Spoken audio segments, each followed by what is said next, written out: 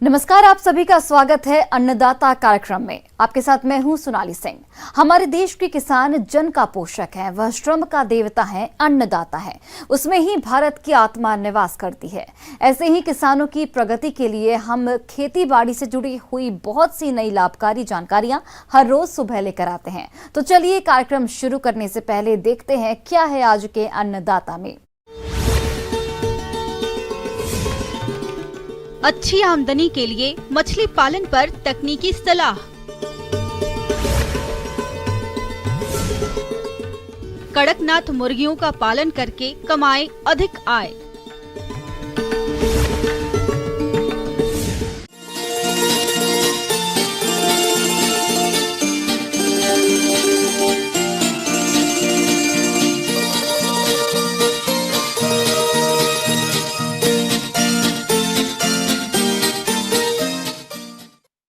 बिहार सहित झारखंड में मछली पालन की असीम संभावनाएं हैं।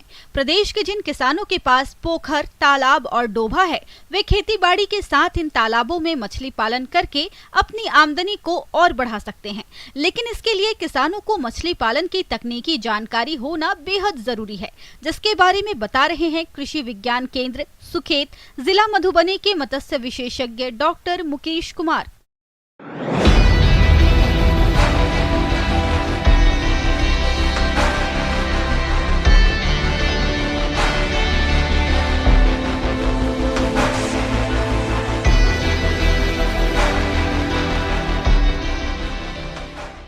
सर्वप्रथम जो हमने फील किया है कि जब भी हम नए तालाब के निर्माण में जाते हैं तो आपको पता है कि जो ऊपर की 15 सेंटीमीटर मिट्टी जो होती है वही उपजाऊ होती है।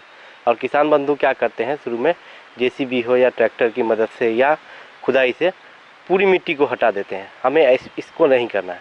सर्वप्रथम जो ऊपर की 15 सेंटीमीटर की मिट्टी है, 2 बित्त जिसको हम बोलते हैं, उस मिट्टी को खुरच करके एक जगह साइड में रख लें और उसको ढक के रख दें, छाया में या किसी कपड़े से या किसी बोरे से ढक के रख दें।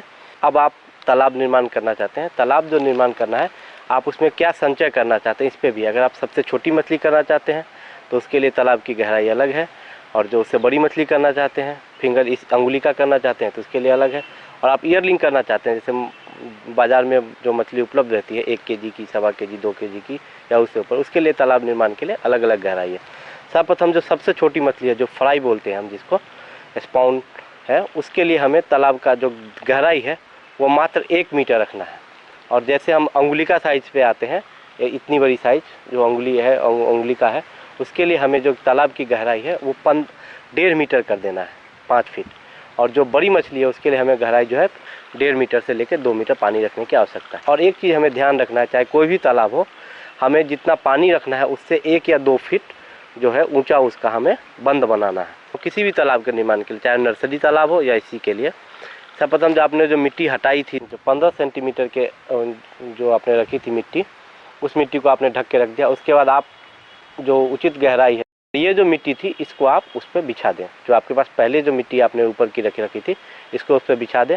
तालाब निर्माण का सही समय गर्मी का महीना होता है। तालाब निर्माण के बाद पानी का सामान्य पीएच बनाए रखने और तालाब में प्राकृतिक आहार के लिए गोबर, चूना और रासायनिक उर्वरकों का प्रयोग किया जाता है। इन चीजों का प्रयोग तालाब में मछली डालने से पहले और बाद में किया जाता है। पीएच सामान्यतः जो हमारा होना चाहिए 7 से 9 के बीच होना चाहिए। अगर कुछ कमी आपको लगती है तो थोड़ा सा जो है उसमें आप जो कली चूना है, पहली बार अगर आप मिट्टी में मिलाएंगे नए तालाब में, तो आप पत्थर चूना का व्यवहार करें। पाउडर वाला चूना जो है वो हमेशा पानी में डालते हैं, और जो पत्थर वाला चूना है, जिसको पत्थर चूना भी हम लोग बोलते हैं, वो सस्ता भी होता है, उसको आप उसमें मिला देंगे। आप पीएच के मान के उपरांत है कि पीएच का मान कितना है, उसी के अनुसार आप उसको यूज करेंगे। तो अगर पीएच मान आपका 6.5 है तो आपको प्रति हेक्टेयर 200 से 300 केजी चूना का व्यवहार करना है। चूना डालने के उपरांत और एक चीज़ हमेशा ध्यान रखें, कोई भी उर्वरक या कोई भी जो हम रासायनिक खाद का प्रयोग करते हैं या गोबर का, तो उसमें तालाब निर्माण में 15 दिनों का अंतराल देना बहुत अच्छा माना जाता है। तो सर्वप्रथम आपने चूना डाल दिया 1 एकड़। सबसे प्रथम हम गोबर जो है, जो हमारे जो किसान बंधु हैं, वो गोबर जो है आप यूज कर सकते हैं 1000 केजी प्रथम जो आपका माह है उसमें 1000 kg गोबर आप प्रति एकड़ के हिसाब से व्यवहार कर दें। 1000 नहीं तो 500 से 700 भी उपयुक्त रहता है। तो उससे क्या होता है, जंतु प्लवक और प्राणी प्लवक की मात्रा उसमें बढ़ती है। फिर जो यूरिया जो है प्रति एकड़ हमको मात्र 30 किलो देना है और उसका अंतराल फिर हमें, और म्यूरेट ऑफ पोटाश 8 kg जो है प्रति एकड़ ये हमें व्यवहार करना है।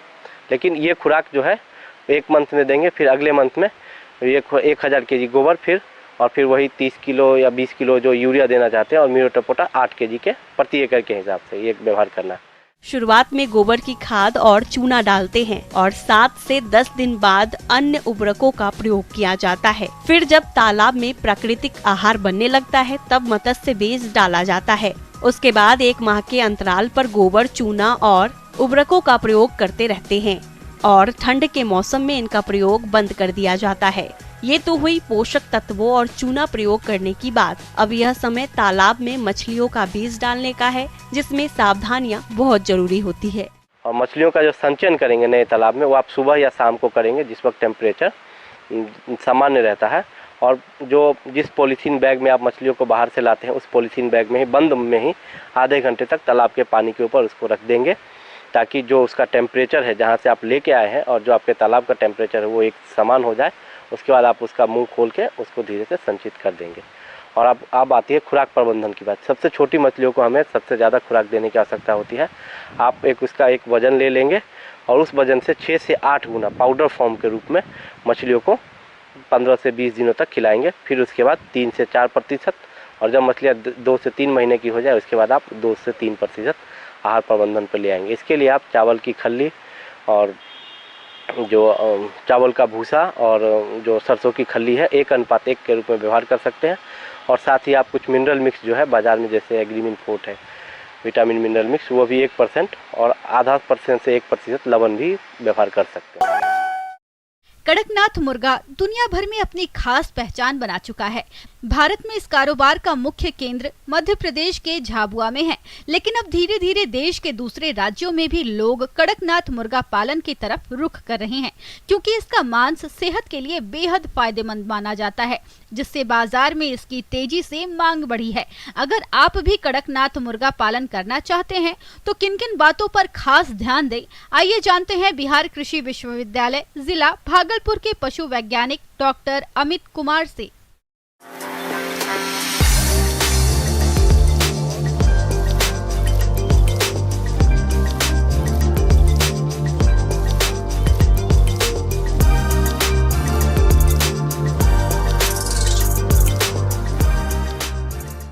मुर्गी जो पालते हैं, मुर्गी पालन का ही तरीका है कड़कनाथ का।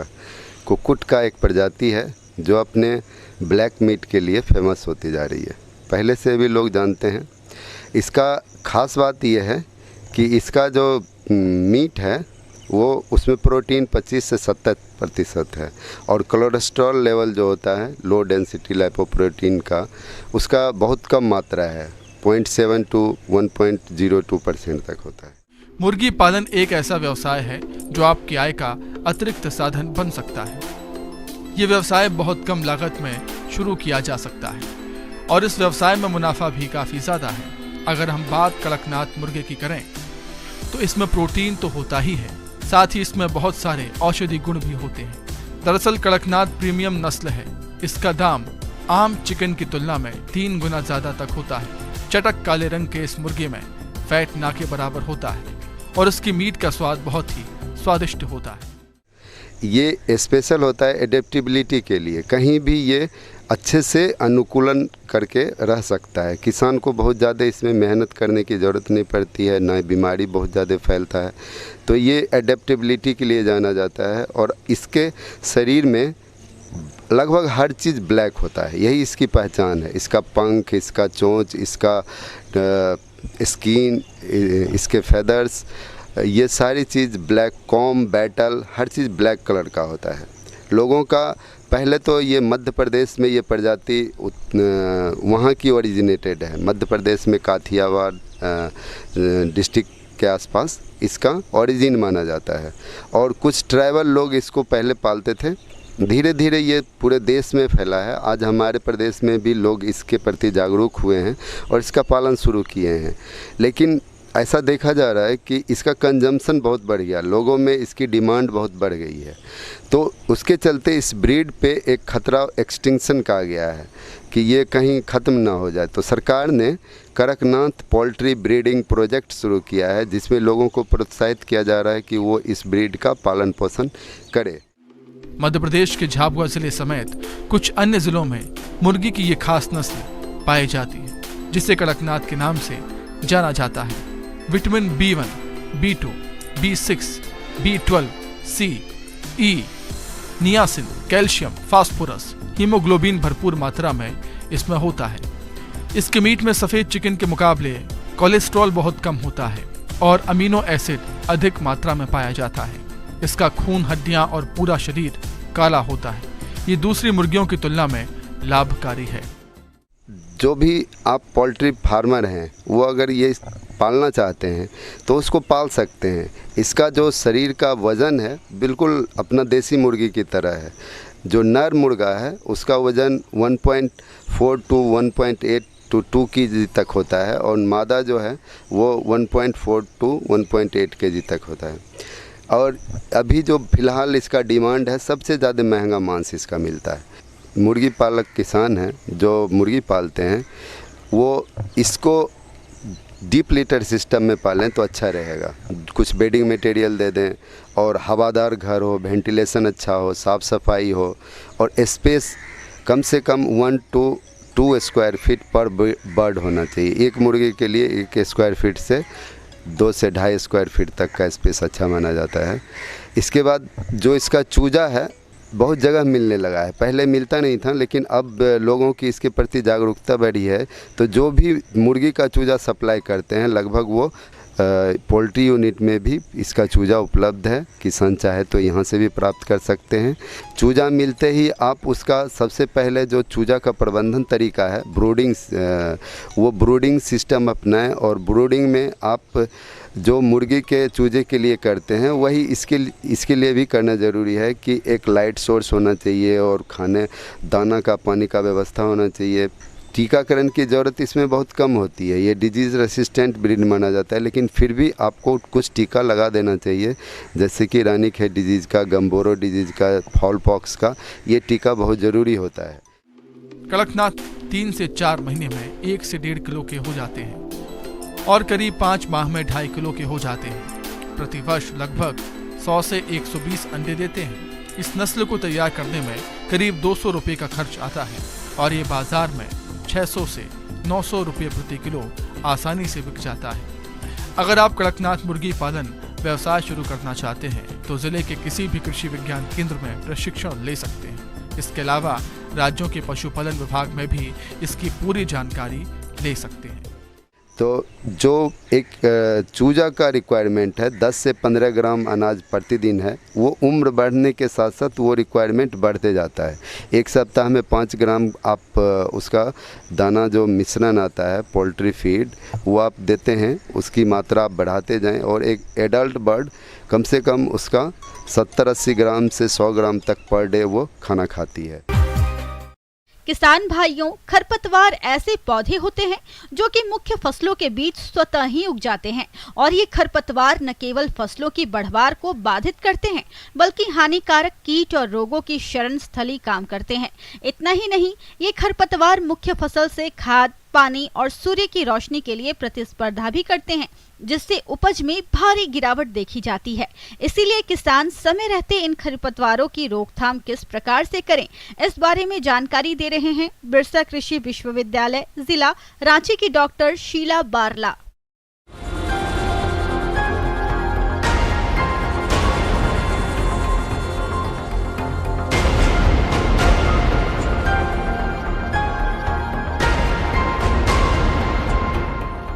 खरपतवार प्रबंधन के वैसे तो 3 प्रमुख सिद्धांत हैं, जैसे कि निवारण करना, उन्मूलन एवं नियंत्रण।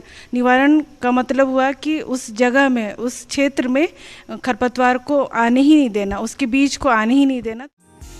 खरीफ फसल में समेकित खरपतवार प्रबंधन। खरपतवार ऐसे अनचाहे पौधे हैं जो फसलों के साथ पानी, प्रकाश, पोषक तत्व और स्थान के लिए प्रतिस्पर्धा करके अधिकांश भाग का उपयोग कर लेते हैं। जिसके फलस्वरूप फसल कमजोर हो जाती है और दूसरी तरफ यह खरपतवार फसल में रोग कीटों को फैलाने का भी कार्य करते हैं, जिससे फसल की पैदावार में भारी गिरावट हो जाती है। इसके अलावा इन खरपतवारों के बीज फसलों की उपज में मिलकर इसकी गुणवत्ता को भी खराब कर देते हैं। किसान भाइयों, प्रश्न उठता है कि इन खरपतवारों का जमाव और फैलाव को किसान रोकने के लिए कौन कौन से उपायों को किस प्रकार से अपनाएं, जिससे खरपतवारों की समस्या से निजात पाकर फसल से अधिक उत्पादन ले सके, जो इस प्रकार से है। तो इसके लिए साफ बीजों का उपयोग करना जरूरी होता है, जिससे कि बीज के साथ में, फसल के बीज के साथ में जो खरपतवार के बीज ना उग पाए।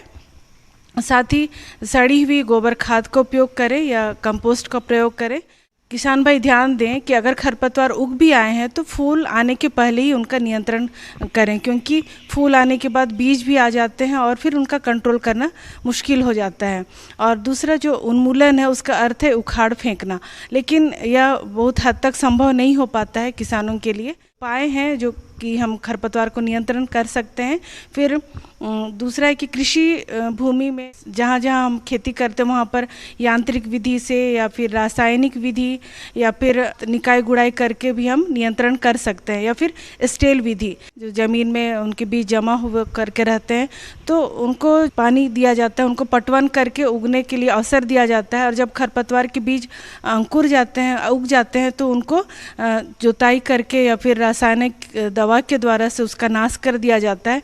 तो ये उस जगह में 1 या 2 बार ऐसे करते हैं, जिससे कि जो खरपतवार के बीज होते हैं, जो ज़मीन में जो वीड सीड बैंक होता है, वो कम हो जाए और फसल जो वीड फ्री हो करके खरपतवार रहित फसल उपज सके। इस तरह का विधि अपना करके भी हम खरपतवार को नियंत्रण कर सकते हैं। खरीफ फसल में समेकित खरपतवार प्रबंधन।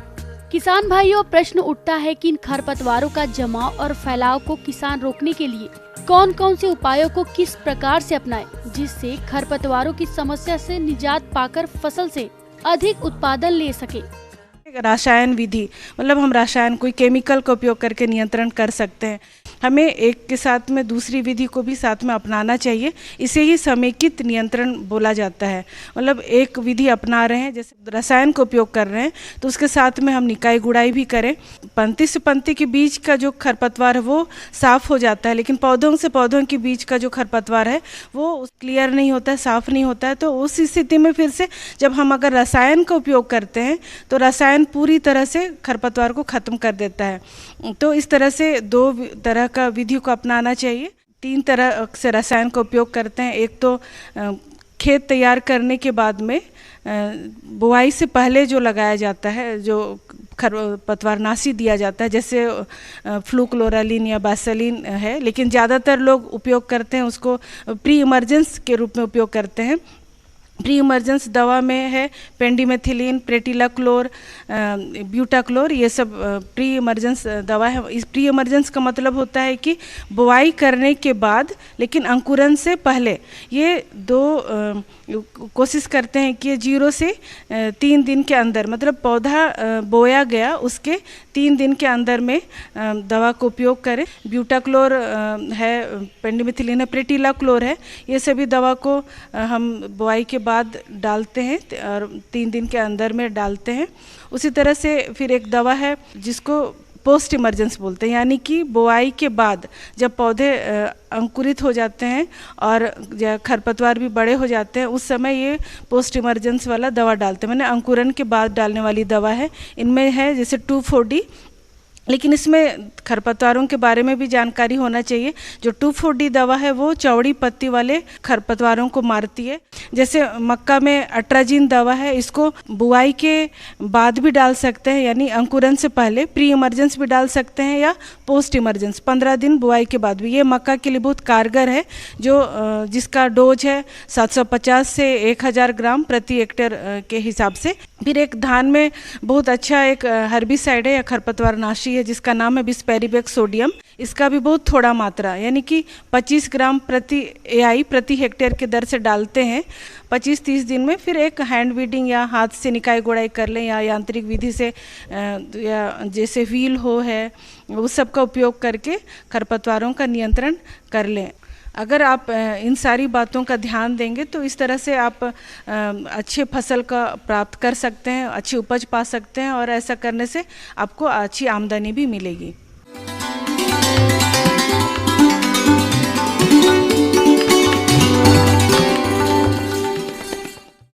आइए जानते हैं अन्नदाता निःशुल्क फोन के माध्यम से पूछे गए समस्याओं का समाधान। अन्नदाता निःशुल्क फोन संपर्क सेवा के माध्यम से पूछे गए प्रश्नों में से आज हमने जिस प्रश्न को कार्यक्रम में शामिल किया है उससे पूछा है ग्राम पतोर, जिला दरभंगा के कृषक सुरेश पाल ने।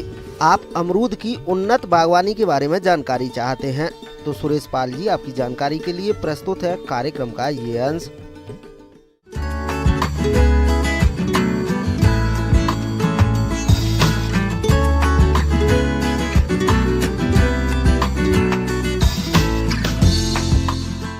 जैसा कि आपने पूछा कि अमरूद का जो नया बगीचा हम कैसे लगाएंगे, तो उसके लिए सबसे पहले हमको वैरायटी का चयन करना है। कौन सा वैरायटी हमारे बिहार और झारखंड रीजन में बहुत ही अच्छा परफॉर्म करेगा। तो यहाँ पर जैसा कि सबसे ज़्यादा इलाहाबाद सफ़ेदा और लखनऊ 49, अर्का पूर्णा, अर्का रश्मि, अर्का किरण और अर्का मृदुला, और ये भी हमारे बहुत ही अच्छा परफॉर्म करेंगे। वैरायटीज़ का चयन करने के बाद हमारा आता है कि कैसे इसको रोपाई करेंगे हमारे फील्ड में। तो हम सबसे पहले फील्ड का प्रिपरेशन करेंगे। अमरूद की बागवानी के लिए हर तरह की मिट्टी अनुकूल होती है, जिसमें हल्की से लेकर भारी और उचित जल निकास वाली मिट्टी सही रहती है। इसकी बागवानी 6.5 से 7.5 pH मान वाली भूमि में भी की जा सकती है। जैसे कि हम इसको फील्ड की जुताई सब कर देंगे मार्च अप्रैल महीने में, और उसके बाद हमको 1-1 मीटर के क्यूब में गड्ढा खोद लेंगे। गड्ढा खोदने के बाद हमको इसमें अच्छे से गड्ढा का मिट्टी में उसको मिट्टी भरेंगे। इसको मिट्टी में हम क्या करेंगे, इसमें वर्मी कंपोस्ट, FYM और थोड़ा नीम केक, ये सब मिक्स करके इसका गड्ढा हम भर देंगे। उसके बाद इसको हम ऐसे ही छोड़ देंगे, लेकिन रेनी सीजन में इसमें हम रोपाई करेंगे।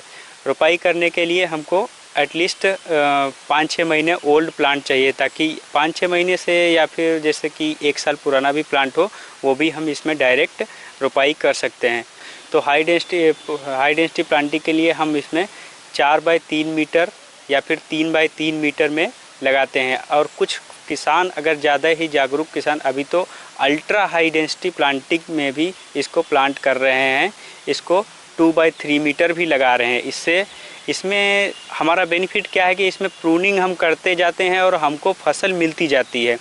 सलाह किसान भाइयों को यही होगा कि आजकल साइंटिफिक कल्टीवेशन की तरफ ज़्यादा ध्यान दें, ताकि उनको अच्छी उपज मिल सके। इसके लिए वो हाई डेंसिटी प्लांटिंग की तरफ अपना रुख अपनाएं।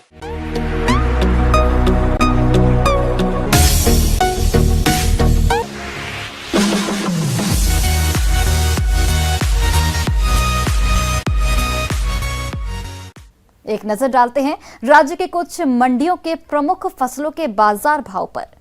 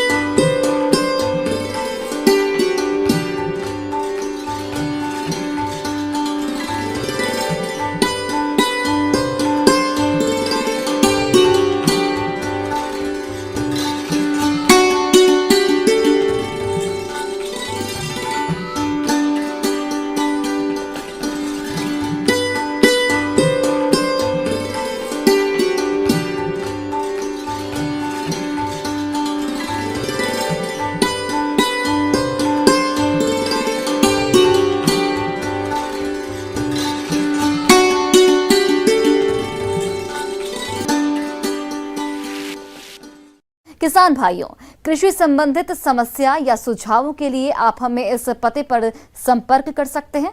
प्रोड्यूसर अन्नदाता news 18 Bihar Jharkhand, Ramoji film city Hyderabad 501512। साथ ही आप हमें ईमेल भी कर सकते हैं। हमारा ईमेल आईडी है p18annadatabihar@news18.com।